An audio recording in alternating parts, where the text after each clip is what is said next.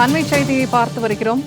சேலம் காடையாம்பட்டி அருகே மாடு மேய்த்துக் கொண்டிருந்த மூதாட்டியை நகைக்காக கொடூரமாக கொலை செய்திருக்கிறது ஒரு மர்ம கும்பல். இது தொடர்பாக அவர்களை கண்டுபிடிப்பதற்காக தனிப்படை அமைக்கப்பட்டிருப்பதாக காவல்துறை தரப்பில் தெரிவிக்கப்பட்டிருக்கிறது. அண்மை செய்தியாக பார்த்து வருகிறோம்.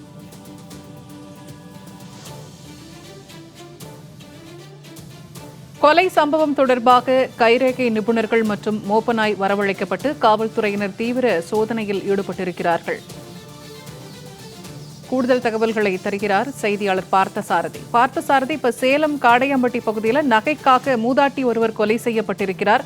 கொலை செய்யப்பட்டவரின் விவரம் என்ன? தற்போது காவல்துறையினரின் விசாரணை எந்த அளவில் இருக்கு? கண்டிப்பாக பூர்ணிமா, சேலம் மாவட்டம் ஓமலூரை அடுத்த காடையாம்பட்டி அருகே உள்ள மாட்டுக்காரன் புதூர் கிராமத்தில் சின்னேரிக்காடு பகுதியை சேர்ந்தவர் கனகராஜ். இவருடைய மனைவி சரஸ்வதி 68. கணவனை இழந்த இவருக்கு ராஜா, முருகானந்தம் என்ற 2 மகன்கள் உள்ளனர். இதில் முருகானந்தம் என்ற மகன் திருமணமாகி தனியார் கம்பெனியில் வேலை செய்து கொண்டு குடும்பத்துடன் திருப்பூர் பல்லடம் பகுதியில் வசித்து வருகிறார். மற்றொரு மகனான ராஜா சேலத்தில் உள்ள தனியார் நகைக்கடையில் வேலை செய்து வந்த நிலையில் ராஜா தாய் சரஸ்வதி ஒரே குடும்பமாக வசித்து வந்தனர். இந்த நிலையில் நேற்று மாடு மேய்க்க சென்ற மூதாட்டி சரஸ்வதி மாலை 7 மணி ஆகியும் வீடு திரும்பாததால் மூதாட்டியை அருகில் உள்ள உறவினர்கள் தேடி சென்றுள்ளனர்.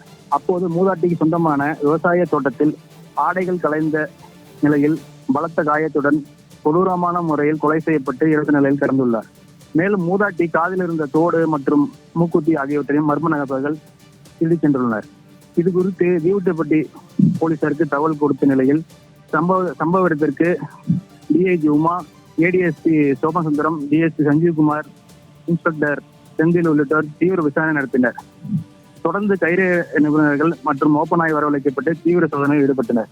மேலும் டிஐஜி உமா மகேஸ்வரி தலைமையில் நாமக்கல் மாவட்ட கண்காணிப்பாளர் ராஜேஷ் கண்ணா மற்றும் ஓமலூர் டிஎஸ்பி சஞ்சீவ்குமார் உட்பட 5 குழு கொண்ட தனிப்படை அமைக்கப்பட்டு நகைக்காக மூதாட்டி கொலை செய்யப்பட்டாரா அல்லது ஆடைகள் கலைந்த நிலையில் இருப்பதால் பாலியல் ரீதியான துன்புறுத்தல்கள் ஏதோ நடைபெற்று கொலை செய்யப்பட்டாரா என்ற பல்வேறு கோணத்திலும் போலீசார் தீவிர விசாரணை நடத்தி வருகின்றனர். மாடு மேய்க்க சென்ற மூதாட்டி கொலை செய்யப்பட்ட சம்பவம் அப்பகுதியில் பெரும் சோகத்தையும் அதிர்ச்சியும் ஏற்படுத்தியுள்ளது. தகவல்களை பகிர்ந்து கொண்டமைக்கு நன்றி பார்த்தசாரதி.